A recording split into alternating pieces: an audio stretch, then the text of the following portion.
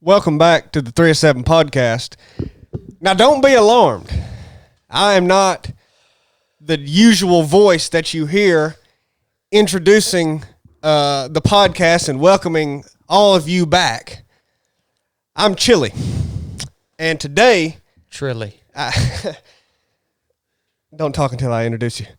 I'm Chili. And today I am your host of the 307 podcast. And oh boy, we have a special one today. I have the esteemed honor of introducing the most very specialist guest in 307 podcast history. Former Navy SEAL, public speaker, ultramarathon runner, amateur CrossFit athlete, and so much more. You know, this individual, it means a lot to me, and he means a lot to a lot of people. He's a very special guy. You know, he can motivate people with just by stringing syllables together out of his mouth in a string of consciousness sort of way that sets a fire in the loins of even the most apathetic men on the planet.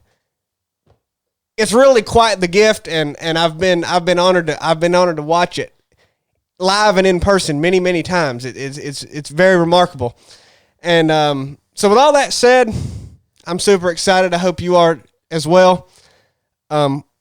Please welcome Chad Wright to the 37 podcast. Pan that camera to me, tech guy. Let the people get a good look at me. Can y'all see me? I think it's an honor to be on the show today, Trilly. Well, thank you for being here. You know, it's a big commitment for me to block out enough time to do this. But I hope you make it worth my while. Well, I know, and I know how much of a time commitment it is for you and how precious your time is, but I think I don't think you'll be disappointed with today. So let's get right into it. Chad, who is the toughest man on the planet? The toughest man on the planet. You know, you're asked that a lot. And there's a lot of conversation about who is the toughest guy on the planet. What do you think about that question when people ask you that? What do you think about that? I'm going to tell you right now. I'm going to tell all y'all something right now. The toughest people on the planet, ain't nobody never heard of them. That's the toughest people on the planet. All right?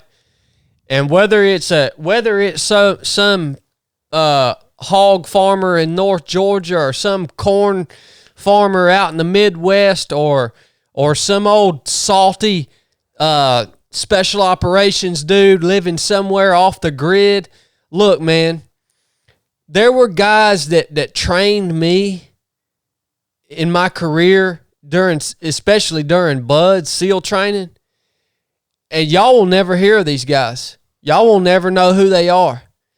But these jokers was so freaking hard. They were just, and you'll never hear about them. That's the toughest people on the planet. I've known them. You've run into these people, but you're not going to see them, right? So, I mean, that's the thing, man. Well, you know, as silly as that question is, mental toughness and mindset has become such a prominent theme in a lot of social media circles, and you know the world's hurting and it's in a bad place, and it's motivational for people to look at that kind of stuff and try to increase their own mental toughness. From your experience, I know you've spoken a lot about this on the past, and I'm curious if your thoughts have changed. Is mental toughness a procurable trait? Is it possible to attain it and develop it and grow it, or is it congenital? Are you born with it? No. It's something that you can build over a lifetime. It really is, man. If you're a sad sack and you're not mentally tough enough, durable enough to do the things that you want to do physically, mentally, professionally, whatever it may be, look, you don't have to stay stuck as a freaking sad sack in life, right? Now, it's going to be uncomfortable. It's an uncomfortable process building mental toughness, as the host Trilly calls it. It's an uncomfortable process, and it takes a long, long time. That's been my experience in life. You know, when I was younger, you know, yeah, maybe I like to be outside, and I wasn't necessarily upset about getting uncomfortable, but I could not tolerate anywhere near the amount of discomfort back then that I can tolerate now. And back to your first question, the problem with claiming to be the toughest person alive, the problem with that is, you're not going to be able to uphold that title. I don't care how freaking tough you are. I don't care how good you are. There's somebody out there that will stomp your little pee-pee in the dirt, son. There's somebody out there. You're going to have a bad day, right? I saw it, man. I've seen it all throughout my life. I don't care how good you are. You're going to have a bad day. And if you have claimed the title as the toughest person on earth and you have an off day, or somebody shows up that is actually better than you, because that person does exist, and when you meet them on the field of competition and they crush you, if you've claimed that you're the toughest person, let me tell you, it hurts. It's going to hurt you. You're not going to be able to come back from it, right? And then it makes you look like a dang idiot in front of the entire world. So why would anybody want to claim to be the toughest person on earth, man? You may be the toughest person at a specific event or task on a specific day. All right? But that's about as good as you can be. Well, I think that's a very encouraging word for people that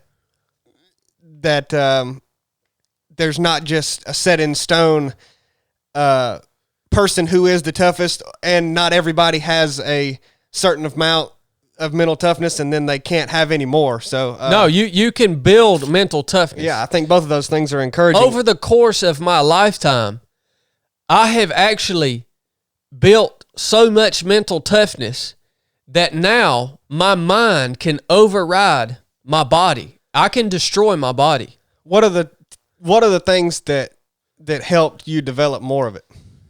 You have to continuously subject yourself to situations that are going to make you uncomfortable in all ways. Going to make you scared, emotionally, mentally, things that you don't know if you can do or not. They're going to hurt physically, whatever it may be. And here's the key. You can't always just you can't always just be in charge of pushing yourself. You have to subject yourself to some sort of training, some sort of coaching, from a legitimate, credible person or instructor or coach to put you there, man. Because if you just train yourself, the problem is, because our minds and bodies are naturally so weak in their natural state, if you just train yourself, especially if you're not really experienced and you haven't been doing you haven't been pushing yourself on a regular basis for a long time, in the beginning, you're always going to bias toward your strengths. And even when you get really good, you're always going to bias toward your strength. Not always, but often you're going to bias toward your strength. That's why it's so important to compete. That's why it's so important to be surrounded by people that are going to push you, that are better than you at things. That's why it's important to at least, do something difficult in terms of training, like the basic course, the proving grounds, any of the missions that we do here at 307 Project. That's the opportunity for you guys. That's why we train the way we train. And that's why we don't tell you guys anything about the Proving Grounds or the basic course or any of the advanced missions that we run. That's the reason we don't give you the schedule. We don't give you all the stuff that you can prepare yourself for. We want to give you the opportunity to come to a place and subject yourself to a training pipeline that's completely out of your control, but it has been designed purposefully so that you can grow through that and be just a little. And every time you do this, you're just a smidge tougher than you were.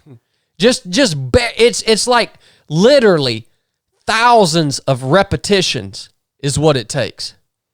Listeners, you need to get your pen and paper out. Let's see. So you promote being a balanced athlete a lot with some of that physical training you're talking about and training with others. What is your main goal with fitness, quote unquote fitness? I mean, you do it a lot, right? That's a huge part of your life. What's the real point, the main point of even fooling with it? Well, for me, I think the foundation of it is being physically prepared to do the job that I have been trained to do. Okay? I have said before, I'm a warrior by trade. All right? Some people are carpenters. Some people do heating and air work. Some people are mechanics. Well, I was trained as a warrior. And so the foundation of it is to simply be strong enough in all aspects to do my job as a warrior if it is needed. And I believe that it might potentially be needed at some point in my life. And by that, I mean protecting good people, all right? That's what a warrior does. What's the old quote? The only thing that needs to happen for something like this, the only thing that needs to happen for evil to win is for good men to do nothing. Yep. All right? Unfortunately, well, whatever, the fact of the matter is, there is such thing as evil in the world. And people in the world some people are consumed by evil. And the only thing that evil responds to, true evil, the only thing that it will respond to is force. And so the only thing that you can do with evil people is take them out of the freaking equation. You are not going to rehabilitate someone who is evil enough to molest a child. You are not going to rehabilitate someone who is evil enough to do the crap that we have seen over the last couple of years of our life, the crimes against humanity. You're not going to rehabilitate someone who freaking has a island and sex traffics people. Look, man, the only thing you can do with these people is take them out of the equation. The only thing true evil responds to is force. And a force greater than the force that they can bring to bear. And so that's what I'm here for. All right? And so I want to be fit enough to do my freaking job as a warrior. Now, my ultimate goal, you say I talk about balance in my fitness. Well, no, it's really durability. I want to be durable. That's what I want to be. So I have never valued performance. Okay? You can look at the jalopy that I drive out here. Trilly calls my new Land Cruiser a jalopy. Okay? You know why I drive that Land Cruiser? Everything about my life, even down to my physical body, is based off of maximum durability or dependability, right? I don't care about being able to. Now, some people are different. Some people want to run the fastest. Some people want to lift the most, right? So there's somebody out there that their dream is to deadlift the most weight, more than any other human on earth, for one rep. That's performance. There's somebody out there that wants to run the most miles in 24 hours of any human on earth. That's performance. That's not me. I just want to be durable and capable across the spectrum of what I can do with my physical body.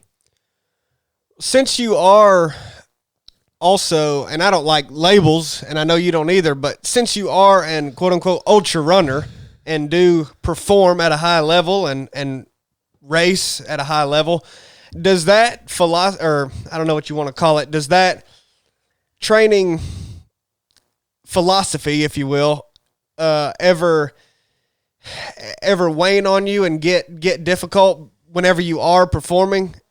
Because you are, I know you don't love the word balanced either, but you are good at many different things that a specialist would not be good at. But a specialist can get really good at one thing. And since you are, you kind of naturally gravitate to ultra running, it's been a large part of your past. Is it ever hard to think, okay, man, I could maybe be a better ultra runner, but I'd have to sacrifice being as well-rounded as I am and durable as I am? Does that ever get difficult? Yeah. No, not for me really, because I just, my mindset is always based on durability. I mean, I guess, and another thing that I do to kind of combat that is if I really want to compete in ultra running, I'm gonna sign up for an event that's biased to durability and not performance. Like, I'm going to sign up for a last man standing. I'm going to sign up for a 250-mile race. I'm going to sign up for something where durability and that's going to come into play, right? Like, I'm not going to sign up for a 24-hour timed race. So, I mean, I guess from a competitive standpoint, I always bias toward things that I know I can be competitive at, right? And I just have no desire to go fast. I have desire just to go long. You know? And there's going long has nothing to do with performance. Well, yeah, it's in terms of speed, mainly about durability. Exactly. I mean, that certainly is what it favors. Moving to another thing you're passionate about, the state of America and the world today. You talked so much about evil, and it made me think it's pretty hard to deny that there's evil in the world. That's a tough sell to argue that evil doesn't exist. You know, when you look around, it's pervasive, it's everywhere.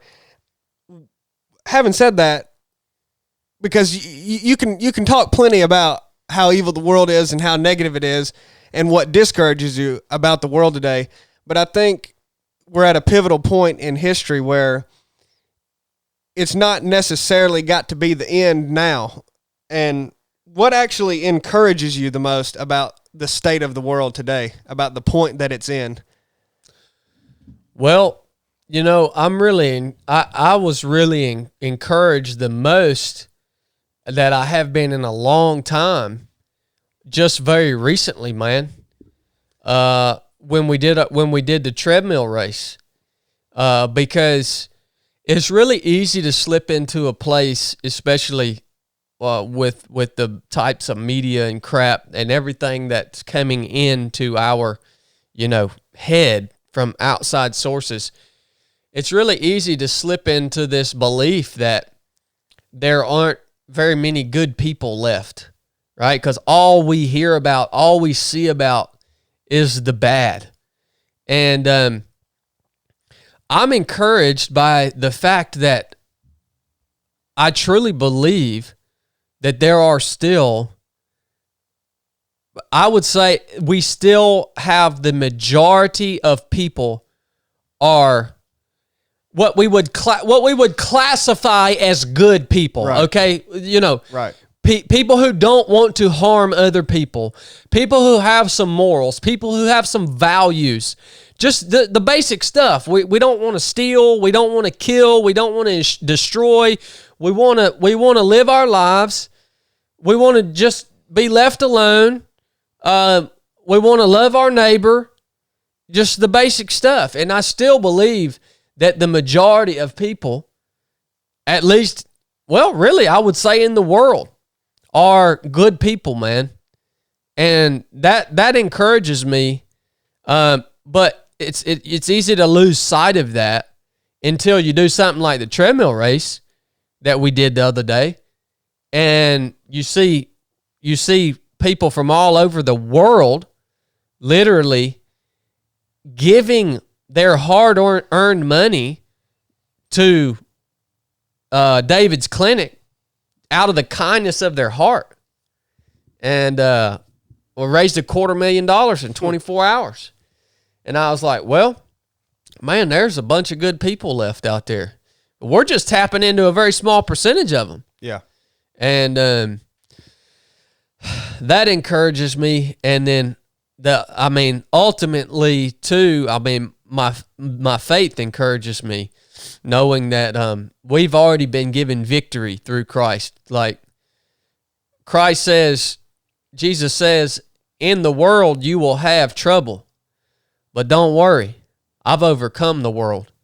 What he's trying to tell you is we have already won. We can't lose. And when the victory's already been secured, well, that's something you can always go back to and say, in spite of all the bad crap that's happening, guess what, son? We win.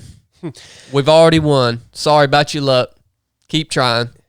You know, the treadmill race, you can often think when you look at the world today that the moral fabric is gone, and that sort of rehabilitated that in people's minds. I think when you just saw the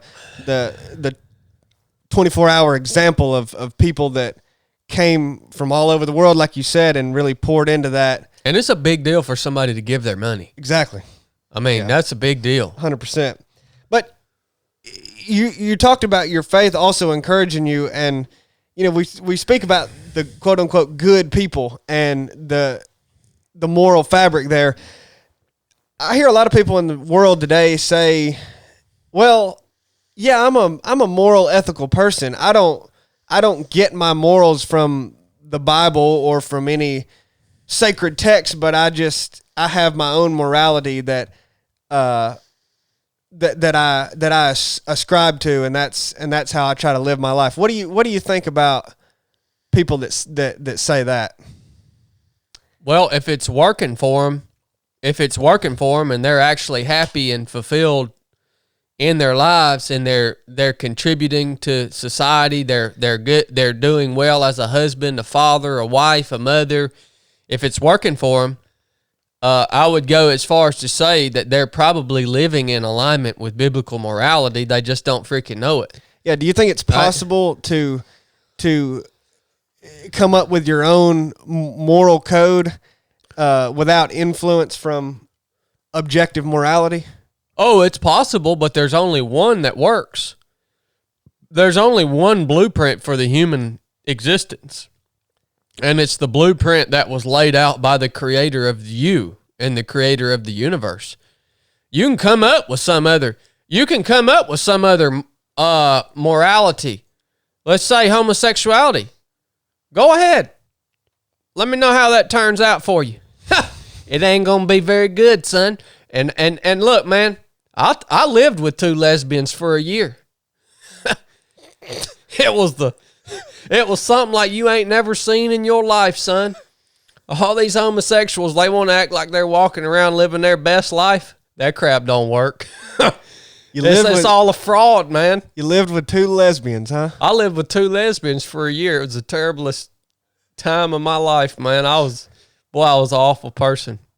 Well, what were you doing? Just hanging out? I was just hanging out, man. All right.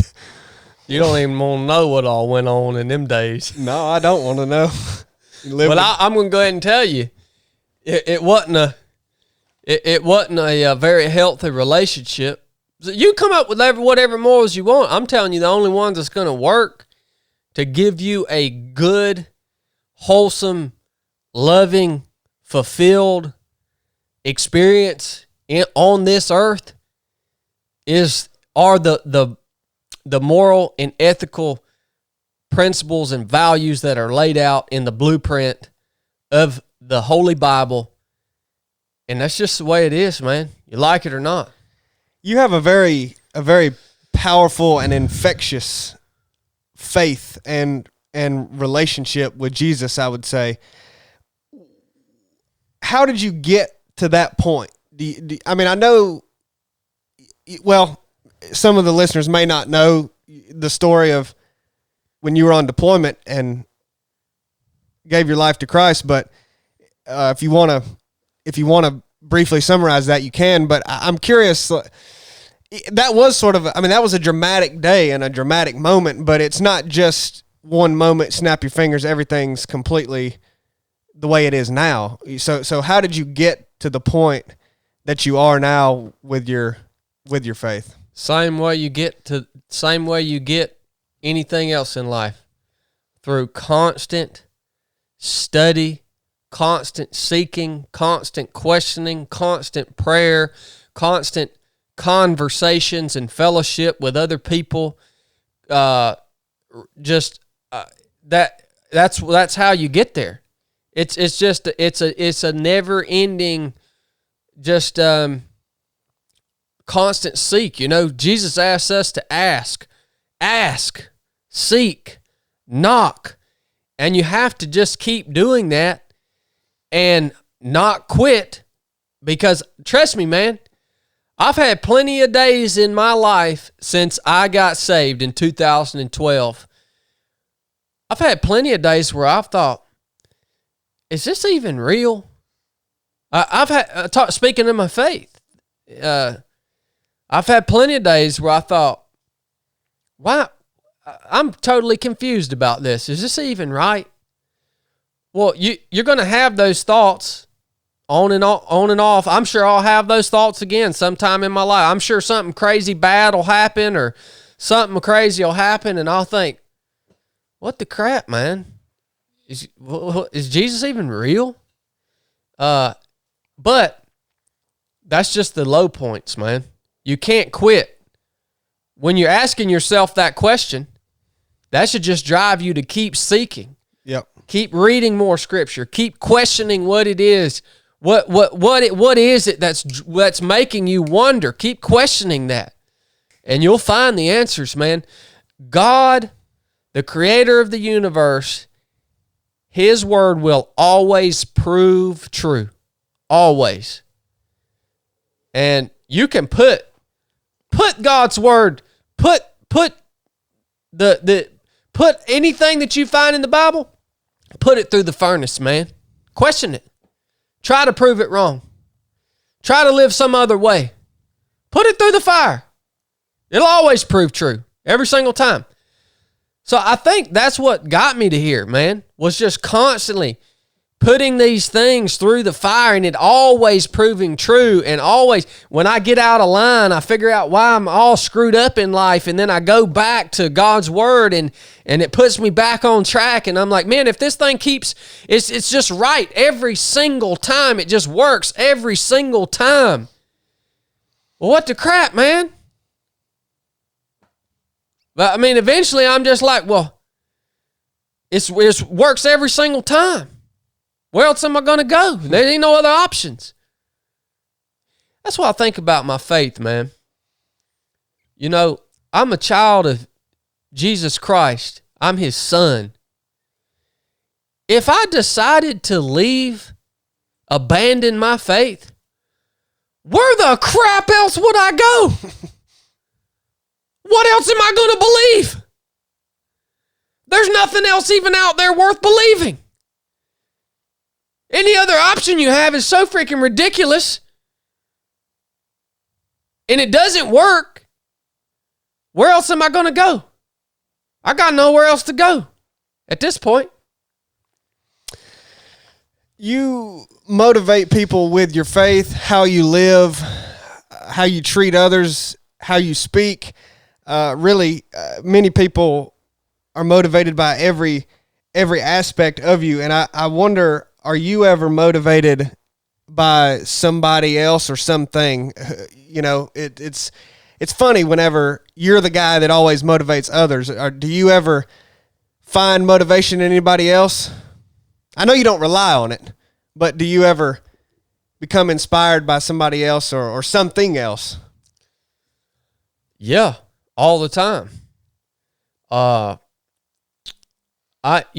find I'm inspired by people that do all the crap that would absolutely make me miserable.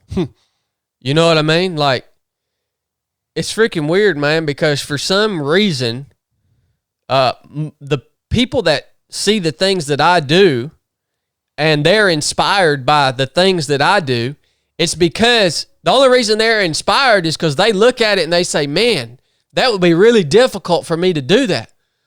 Well, all those things, they're easy for me.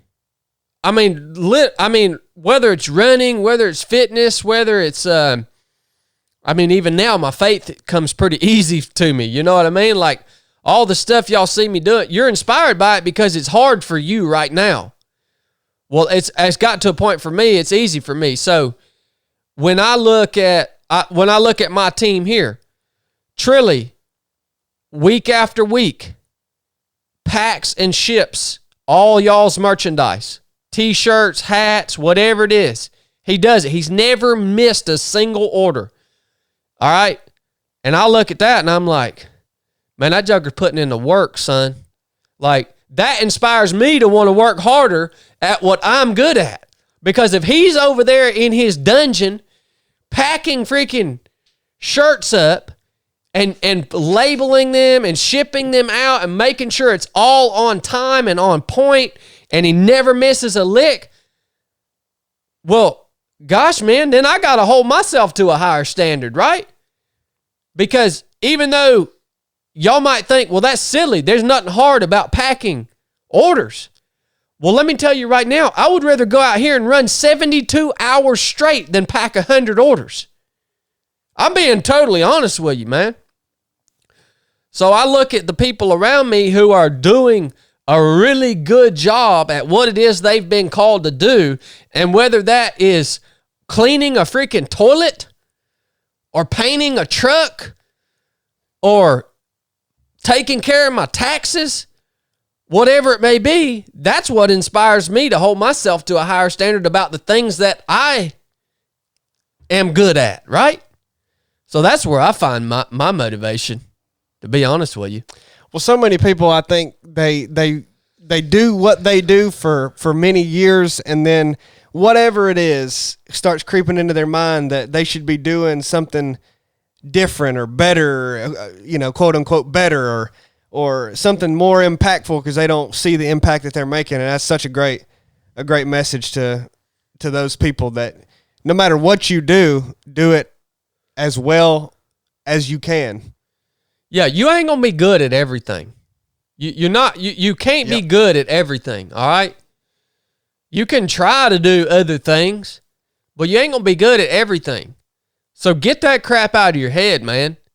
What is it that you are really passionate about? What is it that you have been called to do? Is it cleaning a toilet? Are you a really good toilet cleaner? You're going to make millions of dollars doing that if your goal was to be financially wealthy. Focus on what it is you're good at doing and do that to the highest freaking standard, and look at the people around you who are doing crap that would be miserable to you, and look at the quality of work they're putting in, the best at what they do, and that should inspire you, man. What are your goals right now for the near to intermediate future? Do you have specific goals at the moment? Or long term as well? Whatever you got. Well, there's a big conversation around goals. And these men in here know me pretty well. I'm not much of a goal setter. Every now and then something will strike me and I'll go after it. But I like to take life as it comes, man. I mean, I want to beat this Hamza guy at a freaking CrossFit workout. Mm-hmm. I want to beat this joker at a workout, man. It's gonna be rough. I want to get my Land Cruiser restored up, I want to train this coming up year. I want to train people. I want to pour into people through our company. I want to maximize. And when I mean maximize what we do at 307 Project, I don't mean financially. I mean, I want to train people to go out and be the best possible human that they can be in their space. And I want to do that to the best of our ability. Like, that's my life. This company, 307 Project, this is our lives. This is what we do, man. It's like, this is where most of my goals are at. Like, the most immediate goal I guess I have is the upcoming Proving Grounds in January. That's probably like, so that's a really good thing. This is how my mind works. If I have something coming up, like the Proving Grounds, which is a big deal to me. I think it's a big deal to all of us because we're about to have 25 human beings show up in one place and we get to spend 3 days together. And like, it's our responsibility to give these people everything that we can possibly give them that's going to help them in their business, in their family, in their spiritual life, in their personal fitness, in all aspects of their lives. And I don't want to, I take that so seriously, it scares me that I would squander that opportunity. So when I have something coming up, I'll hone in on that one thing and I won't think about anything past that until that's over. It's really weird. Like 2 weeks after the Proving Grounds, I have a 370-mile mountain bike race that I'm going to go do. But like, I haven't even thought about it. I haven't got my gear prepped. I don't know the route. I don't know, but I won't even do any of that until the Proving Grounds is over. And then I'll focus on this bike race for 2 weeks. I'll go do the bike race and then we'll have a basic course mission. Then I'll focus on that. So I'm just looking at the nearest thing is how my mind works. I'll commit to things and put them in the schedule, but I'm not locked in on them. I'm focused on what's right in front of me, right? Is that all positive, or do you find that can be a double-edged sword? Oh, yeah. No, you can't. That's not all positive. You have to have somebody, if you operate the way I operate, you have to have a partner that operates totally opposite of that. So that's Blake and Trilly. I have two partners here. Trilly sets long-term goals for the company. Blake, he's always looking out long-term, running the business side of the house. So I have two partners that operate different than I do, and that's the only way it works.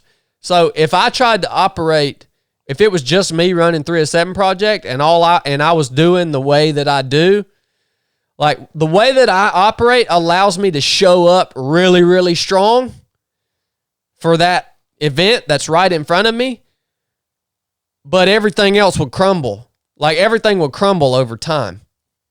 So you have to have both in the equation. Is anything exciting you right now? I think you answered it. The Proving Ground coming up. You don't look much past that. Yeah, the Proving Ground's really exciting to me, man.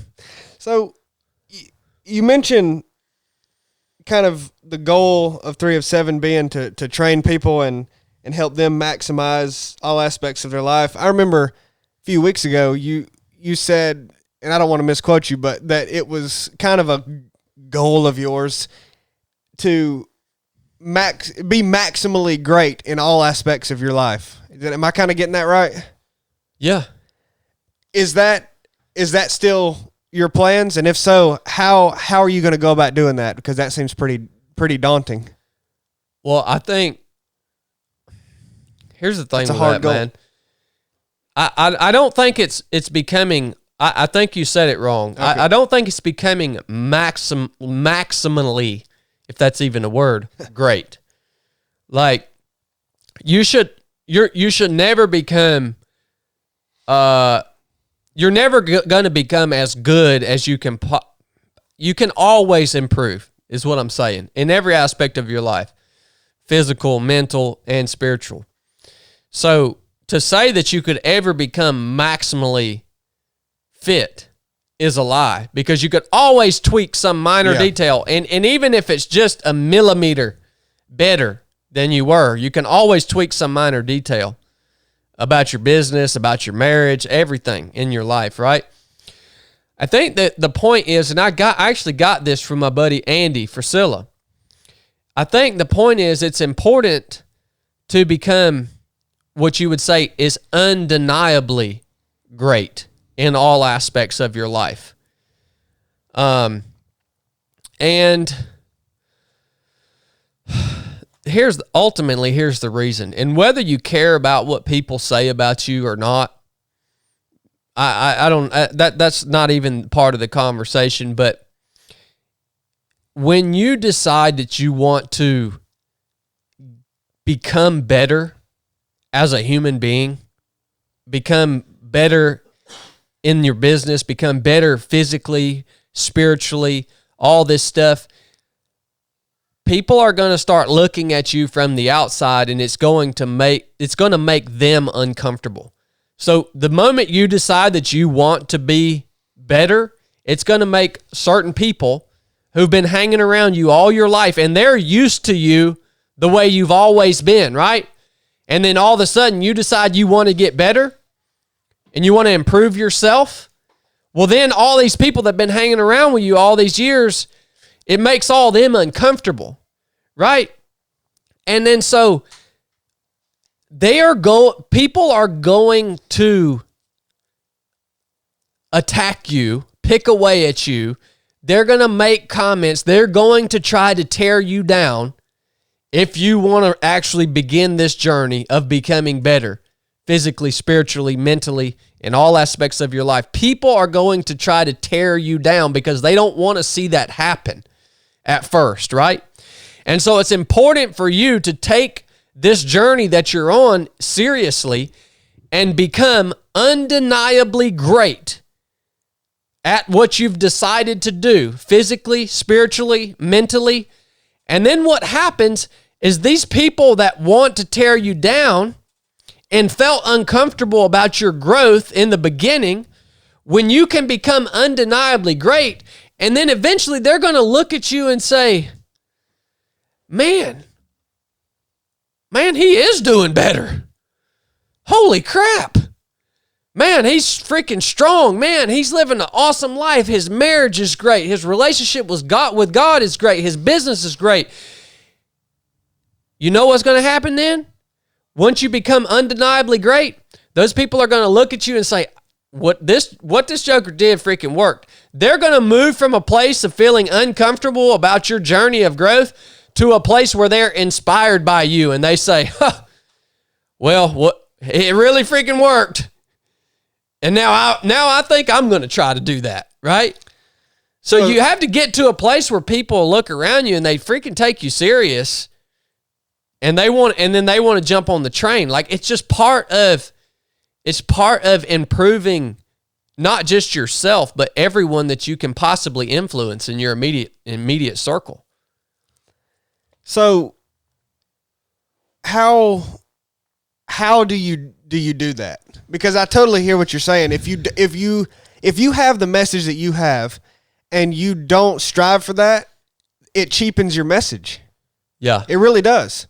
I mean, if you want to try to help people, but you don't strive to be undeniably great in the ways that you live your life, it really does. It cheapens your message. It doesn't hold up as well to scrutiny if that's the case. So how do you go about doing that?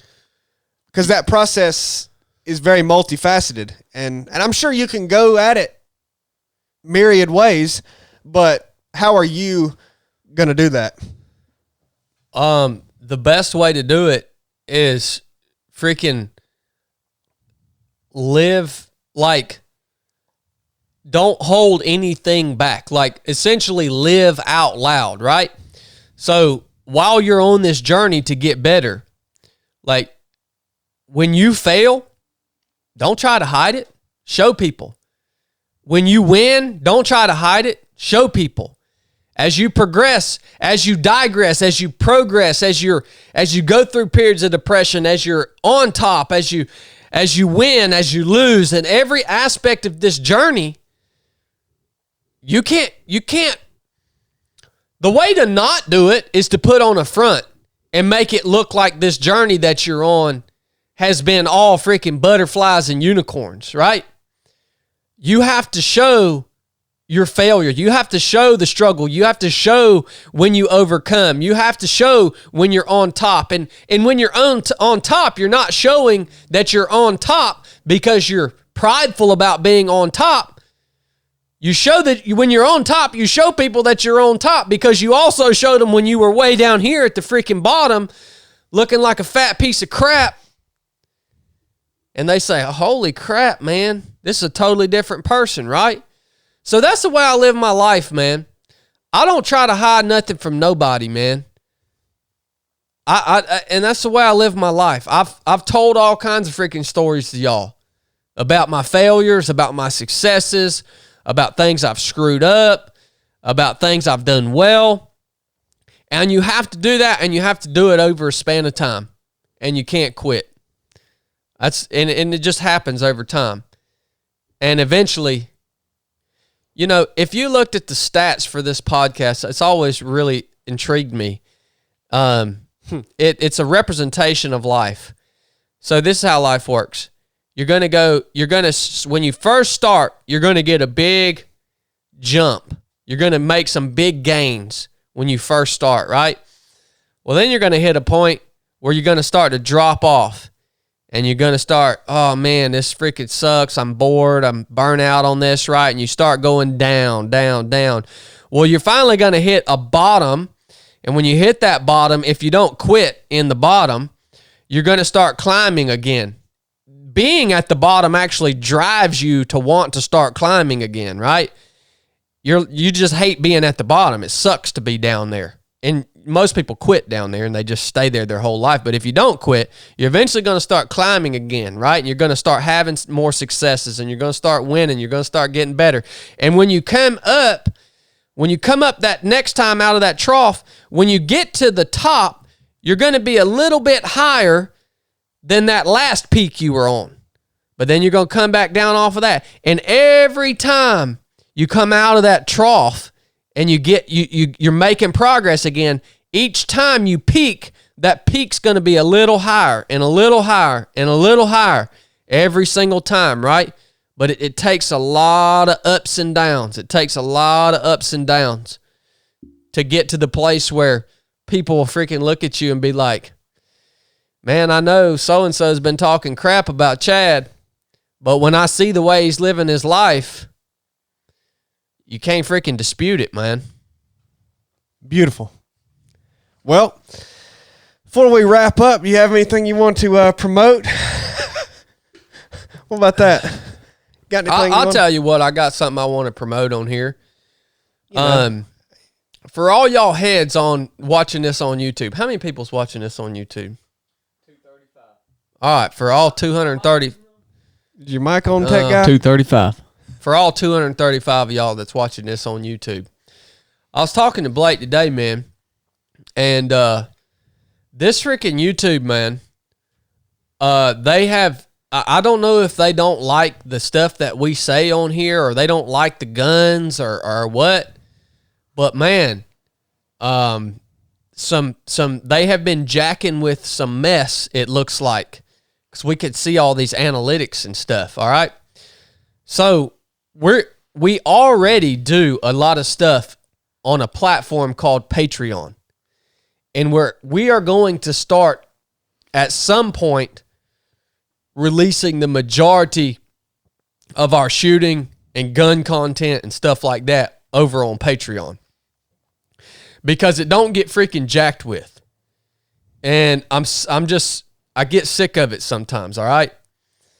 So we do a lot of stuff on there already. We have a whole nother show over there called Nuff Said Podcast where we can actually talk about things that we want to talk about and not, that we can actually say what we want to say and not worried about them turning off the freaking thing. We do a live show on there 3 Sundays a month where we actually get to talk and have conversation. It's hosted on Zoom. It's a really easy thing to use. It's off an app. You use it just like a social media app. So go join us on Patreon if you feel led to be a part, a deeper part of the community here at 3 of 7 Project.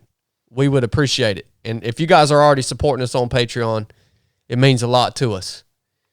So I wanted to put that out there. Well, thank you. And thank you for your time and for letting me interview you. You got any super chats, Blake?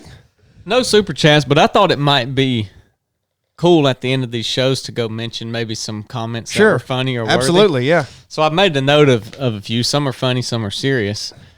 A lot of people like both of your shirts for different reasons. Oh, okay. Chili, a lot of people are perturbed about yours and say they hope you washer and dry or ruin it and things like that. And so Justin Milford, thank you. Justin Milford just edited his pledge on Patreon from $25 to $300. He paid for the whole year. Nice. Thank you, Justin. People like Chad's shirt. I like it too. Nice Aztec print. A lot of people are commenting on the, as they call it, belly button cleavage. He's exposing there. I think his name was Austin Joseph. He said there's probably enough lint in there to knit a pair of mittens out of that lint. And somebody, Denise James, he said, everybody's asking why you're wearing this shirt, Chili, and he said, because you're the master troller. You're just trolling along. Master troller? That's what they said. Huh. But one I want to hit, Craig DeGroff said, you are 2 of the favorite guys that he will never meet. And I thought, it just made me think that, a lot of people see people on Facebook, Instagram, nobody uses Facebook, Instagram, YouTube, all of these things, and they think really they can never meet them. A lot of them, they probably never will. But unlike those people, we do offer training that is in person that Chili shows up at, Chad shows up at, and they're actually Blake there shows up at. instructing, and they are actually a part of the training. They don't just facilitate it and then turn it over to another group of people. They're actually there. So, if you don't meet them by your choice, that's fine. Maybe you don't want to meet them. But if you do, there are opportunities for everybody out there to come meet you guys. And I'm not trying to put a plug in there. I just want to say, hey, y'all are just 2 real people. If you want to meet them, we do these trainings. And sign up and come out if you get picked. What's his name, Craig? Craig DeGroff. We might meet you, Craig. Yeah, and this coming up year, actually, we're going to have a daggone camp meeting for our Patreon crew. Yeah. That's one of the reasons I booked that whole area down there. We're going to have a whole darn meeting 2 days long with the Patreon crew. But yeah, man, I had a guy one time came out at the basic course. We had like 2 on that course. Yeah, I had 2 people at the basic course. They came out to do the mission, and they looked at me and they said, I can't believe you're actually here. I was like, what'd you expect? And they said, well, I thought you'd just come out here and just say a few words and get us fired up, and then you'd send us off with your instructors. No, man. No, player. No. I think that's one of the most, I've thought about that many times. It's one of the most unique things that we do at 3 of 7 Project is we actually spend real time with hundreds of people that listen to the podcast, that follow us on social media, that watch us on YouTube. Ain't nobody else doing that. Nobody else does that. We've probably trained probably 400 people since we started 3 of 7 Project. And that's spending real, intimate, multiple day time spans with people doing difficult things and growing together. And that's one of the coolest parts about 3 of 7 Project. For sure. You know what I mean? And I don't want to I feel the same way. Because I don't want to discount the people that aren't able to come out and train and do just listen or not just, it's a big thing that listen or support on Patreon. But it does, it's really cool for all of us to meet you in person and train with you in person. It's what makes it more real. Oh, it makes it more actionable, more Because you help people that listen to you talk on the podcast all the time, but you can really invest in somebody and help them, even though it's just a weekend when you meet them in person. Yeah. So that's what makes it super cool for, I think, all of us. But 100%. Anything else, Blake? I like the comments. Yeah, John C., he asked if we have started selection for March. March is actually full at this point, and so we're looking at opening a new proving ground toward the end of October. So if you've submitted an application for March and you get selected, I will offer you those dates for October, and we'll put that out soon. So, John C., we went through that, and it's full, but we've got another one coming, brother. Proving ground's been filling up quick. Yeah, it has.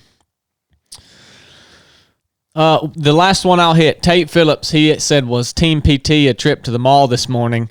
And it reminded me that we said we were going to talk about what we do for Team PT. Oh, that's a good point. And so why don't y'all talk about it? We already forgot that. Well, what did we do? So Team PT this morning was on the range, actually. We started off, Instructor Blake was the range master this morning. When you let him be. Yeah, he ran us through some drills. He got some practice in teaching, and ran us through some draw from the holster drills, some mag change drills, and then we shot the readiness standards test on our 3S7 project, readiness standards targets, and timed all those, and then we shot a stage with rifle and pistol, and we got all that on video. So we'll be, hopefully, Instructor Blake will edit that video for us, and you guys will be able to see what a day on the range at Team PT looks like. Some of it's ugly. Blake might be able to make some of it look a little cool. Another cool thing we got coming out is Blake has created a whole documentary, like an hour and a half long, legit documentary of when Trilly and me and Brett Childers paddled the Altamaha River 2 years ago. That was an awesome mission. It's going to be epic, dude. Yeah. I can't wait for that to come out. Yeah, that feels like that was forever ago. That should be a good video, though. Oh, it's going to be good. The last thing I want to hit, we always add a little entertainment, but nothing quite makes me madder than a thief. I don't get upset about a whole lot. Unless lying to me and being a thief are probably the two biggest things. And so I can't stand a scammer. And someone tried to scam me today, and I called on to it. They was pretty good, but I called on to it. And I called the number back. And so I'm going to call them here on the podcast. I'm going to let Chili, I'm going to let him talk to these scammers. Put your headphones on, Chili. I'd love to.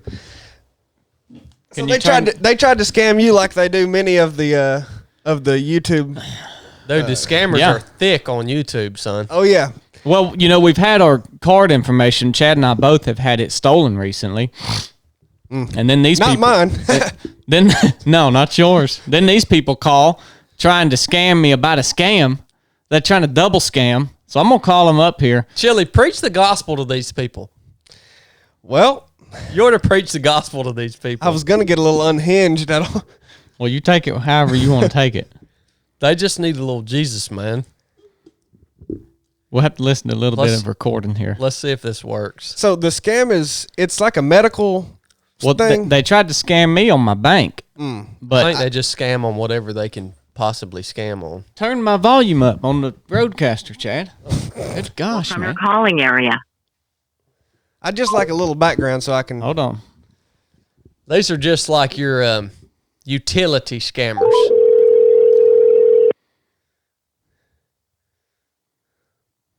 It's nothing like calling a scammer on a podcast.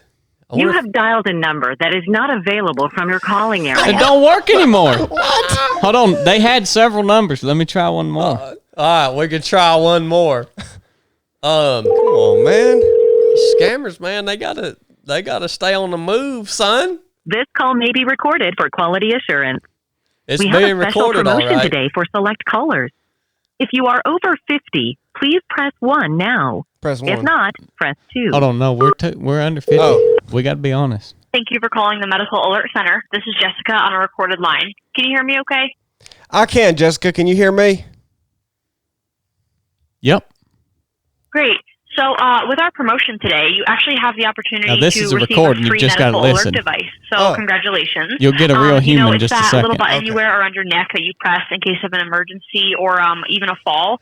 Now, when you're participating in our monitoring program, you actually can get your medical alert absolutely free. So Free? oftentimes it's really expensive to buy a device like this. So we make it really simple for you. We pay for the entire unit itself and then ship it right to your house for free. And then, of course, we guarantee you 100% peace of mind, 24 hours Pretty a day, good deal. 7 days a week. Dang good deal. Let's go ahead and get you some more info on it, okay? All right. Yeah, that's a dang good deal, man. I'm sure all they need is your credit card Great. information. So it actually looks like you qualify for our offer today. Yes! Just please hang on for 1 second while I connect us with a Didn't medical even have alert to give specialist. any kind of information. We're qualified. Here we go. Get ready. She's going to act like she's... Here we go. Is this a real person? Thank you for holding. This is Sharon with the Medical Alert Center on a recorded line. Now, with our promotion today, you have the opportunity to receive a free medical alert device, so congratulations. Now, I'm not sure if you're familiar with medical alert systems, but it's that little button you wear around your neck that Oh, you press yeah. in case of an emergency, like a bad Yeah. fall. I'm Yeah. sure you've seen similar products Oh, yeah. advertised on the television, haven't you? Oh, yeah, of course, yep. Now, just to let you know, doctors refer to the first hour after an accident or heart attack as the golden hour. Now, if emergency services can Sharon? get to you within the first hour, the odds of survival are as recording high too? as 80%. And remember, the great It's not thing about our usually. alert system is that it isn't just for medical emergencies. Let's- You can use it anytime that you feel nervous or threatened, like in the case of a fire Sharon, or I need to talk break-in. to a real Our human. mobile emergency button gives you the peace of mind knowing Sharon, that you're if really anything ticking me happens, off right we'll now. be there for you at the push Connect of a me button to a and help us person. on the way. Now, will you be the one using the device? Oh, yeah. Mm-hmm. Yes, ma'am. And connect me to a person, Sharon. Come on, Sharon. Don't lose me, Sharon. Great. I want. Now, I see you do Oh. qualify for our offer today. Yes. Please hang on while I introduce you to a medical alert specialist who will provide more information and help you take advantage of our special offer. Just one moment, please. Amazing. Thank you, Please Cheryl. hold for the next available. Hi, this is Sharon. I have a qualified candidate on the line. I need you to assist. I'll let you take the call from here. Thank you. Thank you for holding. Thank you, My name Sharon. is Tracy with Medical Alert Center. With our promotion today, you have been selected to receive a free medical alert system, so congratulations. Now, I'm not sure if you're familiar with the medical alert system, but it's like a little button you wear around your neck that you would press for help in case of an emergency like a bad fall. I'm sure you've seen similar products Oh, yeah. advertised on television, Oh, yeah, haven't you? we've seen that, Shuri. Okay. Yeah, of course. So again, sir, my name is Tracy, and to know you Oh, a little Tracy. better, may I have the correct spelling of your first and last name? Oh, yeah, Tracy. My name is Justin. Justin. Mhm. Smidlap. Smidlap. Okay, thank you. So right now, Justin, I'm going to I ask you a actually couple go. of questions Excuse before me, getting you Tracy. over. Excuse me, ma'am. I actually go by Yeah? Mr. Smidlap. I'm sorry? I actually go by Mr. Smidlap. If you would please call me Mr. Smidlap. Okay, thank you, sir. And I'm going to ask No, you a couple Midlap. of questions No, before getting... Please, I go by Mr. Smidlap. Please. Do you understand? Can you hear me, Tracy? I'm sorry? Can you hear me? Yes, I can hear you. I actually How go do you by. pronounce that again, your last name? I go by Mr. Smidlap. Can you spell that out for me again, please? Smidlap. That's Sierra, Okay, thank you. India. Oh no, Sierra, Mike, India, Delta, Lima, Alpha, Papa. Okay. Thank you for that, Mr. Smidlap. Now, I'm going to ask you a couple of questions before getting you over to one of our specialists. Who is your primary health insurance provider? Oh, Blue Cross, Blue Shield. Blue Cross Blue Shield. And how many medications are you taking currently? Oh my gosh. At least 10, depending on what day it is.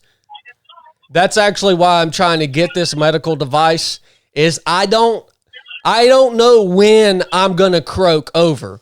And I have so many days that I'm like, man, I feel like I'm about to freaking croak. And I need this device because a lot of times I don't have cell phone service around here. And I need to be able to hit this thing. I'm on at least 10 medications. That's on Monday through Wednesday. Thursday through Sunday, it could be up to 15. Okay. So right now, sir, I'm going to introduce you to a medical alert center specialist that will provide you with more information and get you set up to receive your medical alert unit. They're kind of busy, so you may hear hold music or some beeps, but just bear with me, and I'll introduce you to the agent. Trust me, you're in good hands. Hold on. I trust you, Tracy. Please. Well, you took that one over, didn't you? Hello. Mr. Smidlap. Hello? Hello, can you hear me okay? Huh? I can hear you. Okay, so it seems like you're not interested. You have a good day. Huh? What? No, what? I think they called on to us. What was that? Thank you for your interest. Have a good day. What the crap, man? They didn't even get my credit card information. Well, I guess we qualified. It was free. They said they didn't even get my address, dude.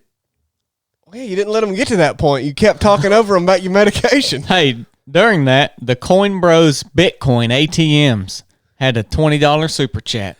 Oh. Said, see you guys soon at the proving ground. See you there, buddy. Well, great conversation. Thanks for allowing me to come on your show, Chili. Yeah, you're welcome. You did a pretty good job. Well, we'll catch you guys next Wednesday. If you haven't figured it out by now, we live stream podcasts on Wednesday on YouTube. What time? Oh, it just all depends. Somewhere between 11 and 1, you will see a live stream notification. Today it was 3. For real? Yeah. Well, you were dealing with the scammers for We're 2 running hours. late today. We love you guys. Thanks for tuning in. Thanks for being here to listen and join in on the conversation and comments. We'll see you next week. Lord willing. Enough said.